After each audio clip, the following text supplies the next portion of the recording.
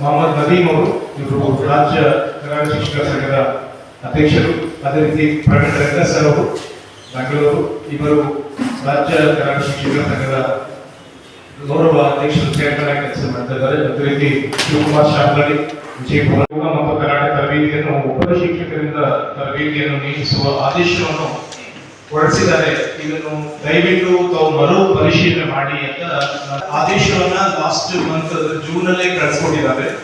ಅಲ್ಲಿ ಒಬ್ಬ ತರಬೇತುದಾರ 2 ಕಲೆಗಳನ್ನ ತರಬೇತಿಗಳನ್ನ ನೀಡಿದಾಗ, ಯಾಕಂದ್ರೆ ಕರಾಟೆನೇ ಬೇರೆ, ಯೋಗ ಕ್ರೀಡೆನೇ ಬೇರೆ. ಯಾಕಂದ್ರೆ ಯೋಗ ಮನಸ್ಸು ಏನು, ಯೋಗ ದೈಹಿಕವಾಗಿ ಅದನ್ನ ಸ್ಮೂತ್ ಮಾಡುವಂತದ್ದಾಗಿರ್ತದೆ. ಕರಾಟೆ ದೈಹಿಕವಾಗಿ ಮಾನಸಿಕವಾಗಿ ಸದೃಢನಾಗಿ ತನ್ನ ಕಾಪಾಡಿಕೊಳ್ಳಿಕ್ಕೆ ನಾವು ಗಟ್ಟಿಮುಟ್ಟಾಗಿ ಮಾಡುವಂತ ಕಲೆ ಆಗ್ತದೆ. ಅದನ್ನು ವಿಶೇಷವಾಗಿ ಸರ್ಕಾರ ಹೊರಡಿಸಿದ ಆದೇಶ ಸಪರೇಟ್ ಆಗಿ ತಗೊಳ್ಳಿ, ಯೋಗ ಶಿಕ್ಷಕರನ್ನ ಸಪರೇಟ್ ಆಗಿ ತಗೊಳ್ಳಿ.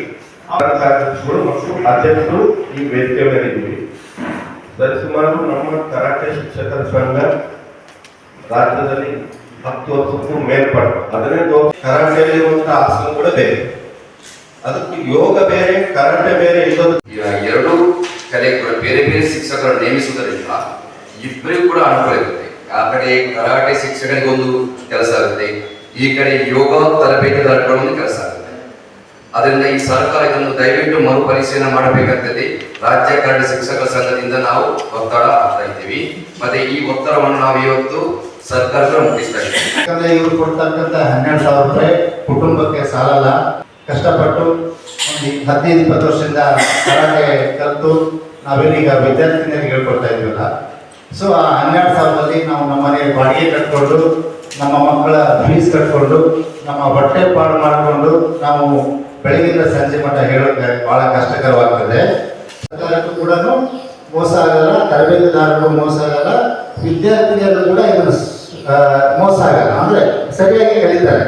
ಯೋಗ ಶಿಕ್ಷಕರನ್ನ ಬೇರೆ ತಗೊಳ್ರಿ, ನಮ್ಮ ಕರಾಟೆ ಶಿಕ್ಷಕರನ್ನ ಬೇರೆ ತಗೊಳ್ರಿ ಆಗಿದ್ದಾರೆ.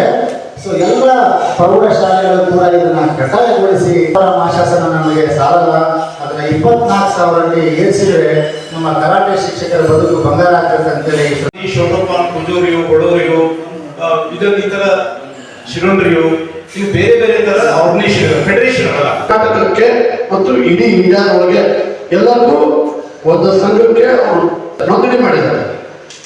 ಆ ನೋಂದಣಿ ಪ್ರಕಾರ ನಾವು ಇಲ್ಲಿ ನಮಗೆ ಕರಾಟೆ ಅಂದ್ರೆ it is self defence. Yoga in action is karate.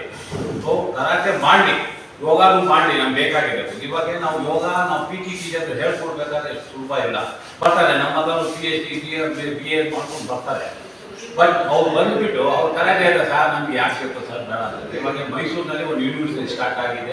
ಬರೀ ಇದು ಹೇಳ್ಕೊಡ್ತಾ ಇದ್ದಾರೆ, ಕರಾಟೆ ಬನ್ನಿ ನೀವು ಹೇಳ್ಕೊಟ್ಟಿದ್ದಾರೆ. ಡೈಲಿ ಫೋನ್ ಬರ್ತಾರೆ. ನಮ್ಮ ಸಂಘ ಒನ್ ಆಫ್ ದ ಸಂಘ we are going to tell them notify sir is a union.